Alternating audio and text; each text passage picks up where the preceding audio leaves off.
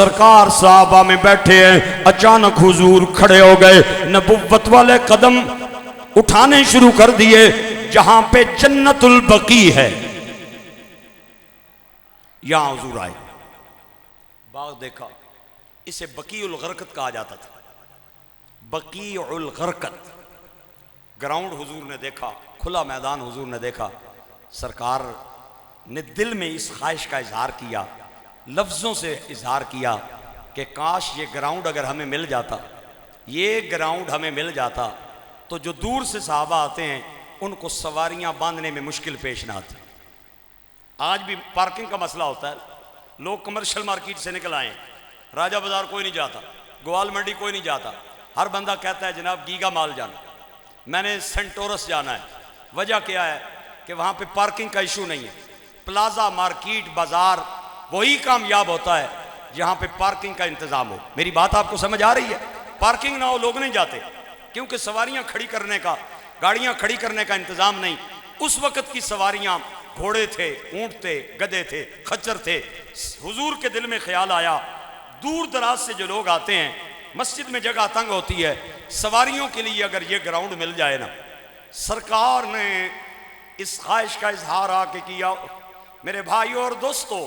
بہت سارے حضور کے صحابہ اور غلام سرکار کی بارگاہ میں جلوہ فرماتے۔ حضرت عثمان نے اپنا چہرہ ڈھانپا اور کھڑے ہونے لگے، کھڑے ہو کے چلنے لگے۔ آپ نے فرمایا عثمان کہاں جا رہے ہو؟ سرکار جو باغ، جو گراؤنڈ آپ کو پسند آیا ہے عثمان دیکھنے جا رہا ہے۔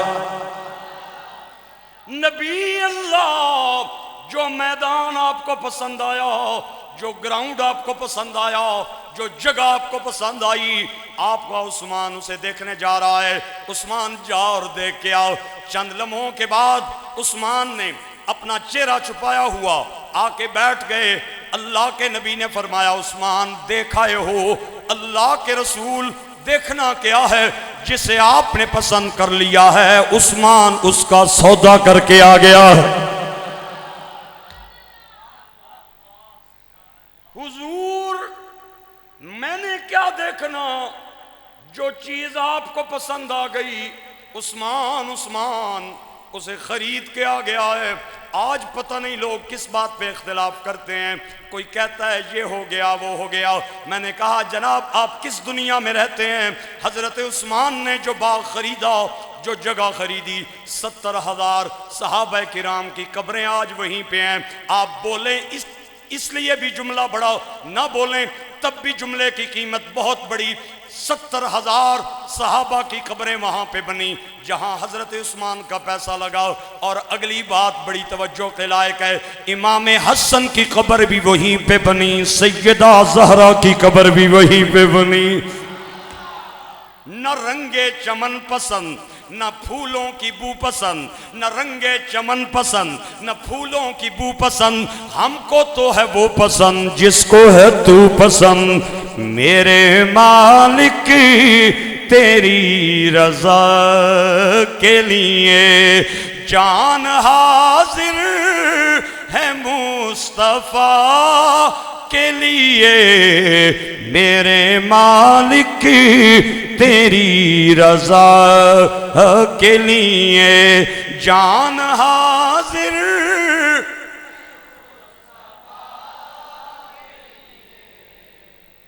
ان کا دیدار ہی میں مانگتا ہوں، ہاتھ اٹھتے ہیں جب دعا کے لیے، میرے مالک جان حاضر ہے مصطفیٰ کے لیے، میرے مالک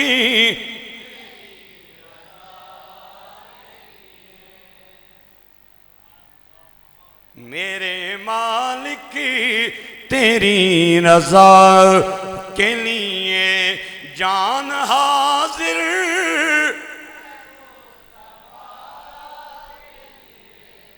نام سن کے جھکا لو سر اپنا، سیدہ زہرا کے حیا کے لیے میرے مالک کی جان حاضر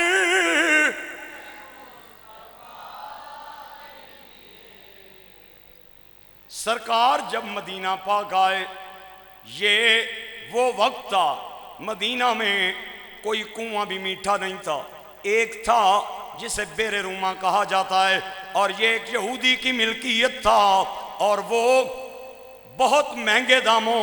پانی فروخت کیا کرتا تھا میرے گرامی قدر احباب ایک دن سرکار کی بارگاہ میں نوکر آئے صحابہ آئے غلام آئے عرض کی حضور بڑی پریشانی ہے سارے کنویں کڑوے کسیلے اور تلخ ترش ہیں ایک کنواں یہودی کی ملکیت وہ میٹھا لیکن مہنگے داموں پانی بیچتا ہے اور ہمارے پاس اتنی قیمت نہیں افورڈ نہیں ہو سکتا استطاعت نہیں توفیق نہیں پہلے کے لٹے ماندے مکے سے مدینے آئے ہیں سرکار کے چہرے پہ پریشانی کے آثار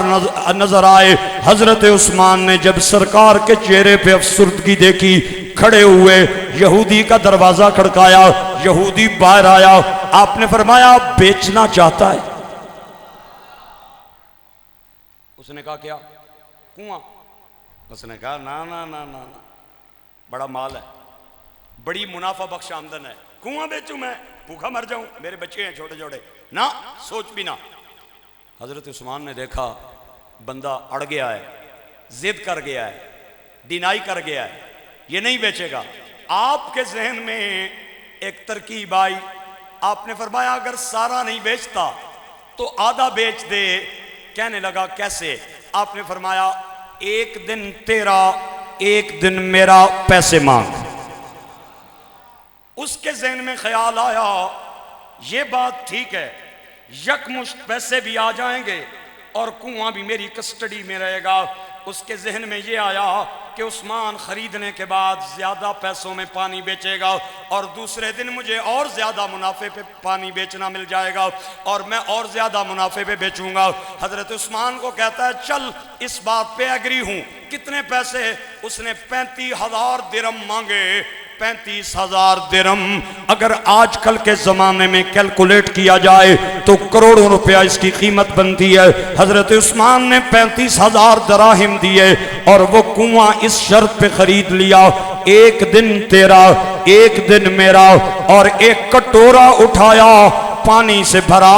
اور چلتے چلتے مسجد نبوی میں آئے سرکار نے عثمان کے ہاتھ میں جب پانی میٹھے کا کٹورا دیکھا سرکار خوشی سے استقبال کے لیے کھڑے ہوں گئے عثمان چلتے چلتے سرکار کے قریب آ گئے سرکار میں نے آپ کے چہرے پہ پریشانی کے آثار دیکھے آپ کے لبوں پہ پیاس دیکھی آپ پہ افسردگی کے آثار دیکھے میں کنواں خرید آیا ہوں اور حضور میں افتتاح آپ سے کرنا چاہتا ہوں اللہ کے نبی اجازت دیں میں آپ کو یہ پانی پیش کرنا چاہتا ہوں سرکار نے مسکرا کے ہاتھ بڑھانے کی کوشش کی عثمان عرض کرتے ہیں حضور ناراض نہ ہونا بے ادب نہ جاننا میں آپ کا غلام میں آپ کا نوکر میرے بچے بھی آپ کے قربان میرا مال جان بھی آپ پہ قربان حضور آج میرا دل چاہتا ہے ہاتھ میرے ہوں لب آپ کے ہوں سرکار نے فرمایا چل عثمان پھر رک جاؤ تو غلام میں نبی تو امتی میں آقا تو نوکر میں داتا تو غلام ہو کے اگر اپنی لجپالی کا حق ادا کر رہا ہے تو میں نبی ہو کے اپنی لجپالی کا اظہار کیوں نہ کروں حضور آپ کیا کہنا چاہتے ہیں آپ نے فرمایا عثمان چل پھر میرے ساتھ سودا کر آج ہاتھ تیرے لب میرے قیامت کا دن ہوگا حوض کوثر پہ ہاتھ محمد کے ہوں گے لب عثمان کے ہوں گے میرے مالک تیری رضا کے لیے جان حاضر یہ میرے مالک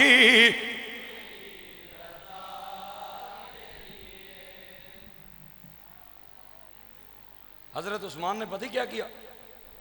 حضرت عثمان نے اس طرح اعلان کیا مدینے میں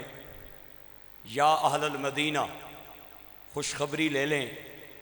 عثمان نے جو ایک دن کا کنواں خریدا ہے اس ایک دن میں پانی بھر بھی لیں، پی بھی لیں، سٹاک بھی کر لیں۔ وہ لائنیں لگ گئی لوگوں کی، ضرورت مندوں کی، پی بھی لیں، بھر بھی لیں، سٹاک بھی کر لیں۔ دوسرا دن آیا، یہودی ہاتھ پہ ہاتھ دھر کے بیٹھا ہے، مکھیاں مار رہا ہے،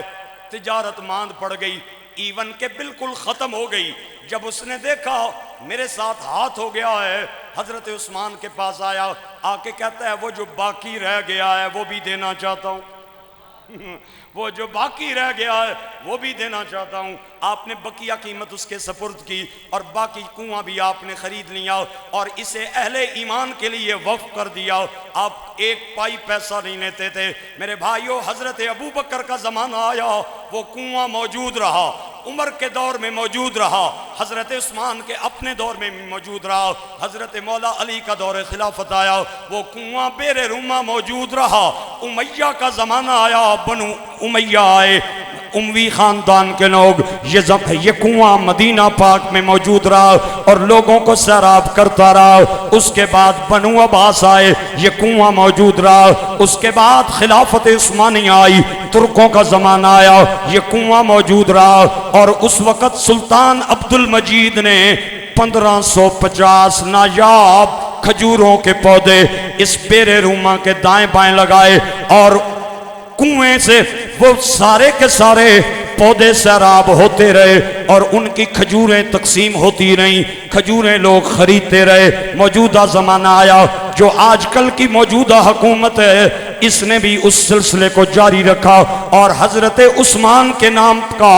بینک میں ایک اکاؤنٹ کھول دیا۔ آج بھی عثمان کے نام پہ بجلی کا بل آتا ہے اور پانی کا بل آتا ہے، وہ بل کاٹ کے باقی سارے پیسے اکاؤنٹ میں جمع کر دیے جاتے ہیں۔ پھر آپ حیران ہو گئے، وہ اتنی قیمت کٹھی ہو گئی، مسجد نبوی کے قریب حضرت عثمان کے نام کا ایک ہوٹل بنایا گیا اور حکومت نے فیصلہ کیا کہ اس ہوٹل سے جتنی بھی آمدن ہوگی یہ حضرت عثمان کے نام پہ جائے گی۔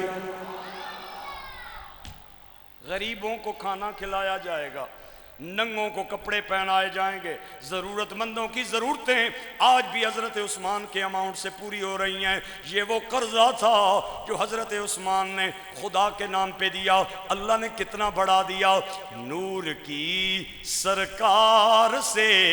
پایا دوشالہ نور کا، ہو مبارک تجھی کو ذنو رین جوڑا۔ مل کے بولیں، ہو مبارک تجھی کو ذنو رین جوڑا نور کا، ہو مبارک تجھی کو ذنو۔ صبح طیبہ میں ہوئی بٹتا ہے بڑا نور کا، صدقہ لینے نور کا آیا ہے تارا نور کا، صدقہ لینے نور کا